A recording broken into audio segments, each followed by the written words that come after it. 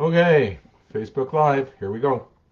I just finished chatting with a lovely couple, and at issue was, did the teenager actually change? Was there any difference? And as they spoke to me, first their version was nothing changed. And, the reason for that is there was a bit of a blowout recently. As they talked to me, though, I heard that there was change. The teenager was no longer engaging in the behavior of concern as much as they were before, and that when they were, it didn't last as long, but occasionally it could still be a pitch. So I want to help you to understand how someone like myself, assesses whether or not behaviors actually changed. And so we do that along three dimensions: frequency, um, uh, intensity, and duration. Sorry for stuttering there. So frequency. How often does the behavior occur? Maybe we're talking about a 4-year-old in tantrums. Does that 4-year-old tantrum once a day, 3 times a day, 5 times, whatever the frequency is? That is a number. What are the average number of times when we count daily, weekly, that child does the behavior that's of concern? Frequency. The next is intensity. On a scale from 1 to 10, how severe is that behavior? I've worked with parents. I'm just going to use the 4-year-old tantruming. That 4-year-old, the tantrum can be so severe. The child can be, pounding, having a toileting accident in the middle of being so out of control with oneself.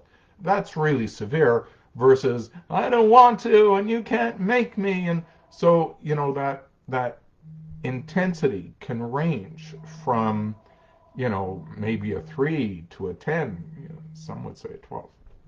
So frequency and intensity. I don't know if you can hear all these bells going off around me. 2 phones are ringing at once. We're going to ignore them. The third indicator is duration. So looking at that child again. If it's a tantrum, how long does it last? Is it 2 minutes, 5 minutes, 20 minutes, hour and a half, longer? So frequency, intensity, and duration. Here's the thing about behavior change.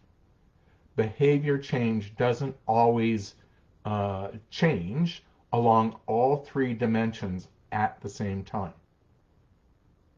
So you can wind up having a difference of duration. It doesn't last as long, but they're just as frequent, just as intense. You can have a change of frequency. They're not happening as much anymore. But when they happen, they last just as long. They are just, or a change in intensity. Well, they're just as frequent, they last as long, but really we're able to slough them off because they're not severe. Frequency, intensity, duration.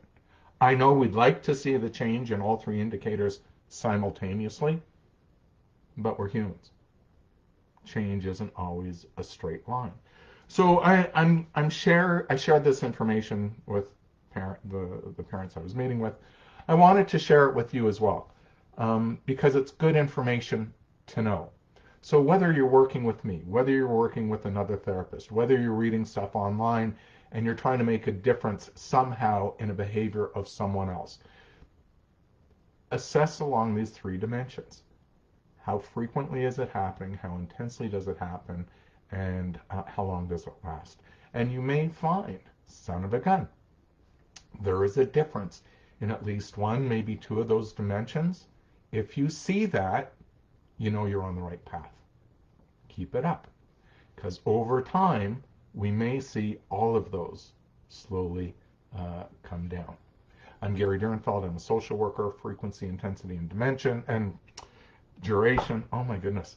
I just wanted to give you the tools to assess change. www.yoursocialworker.com. Take care. Ending the video.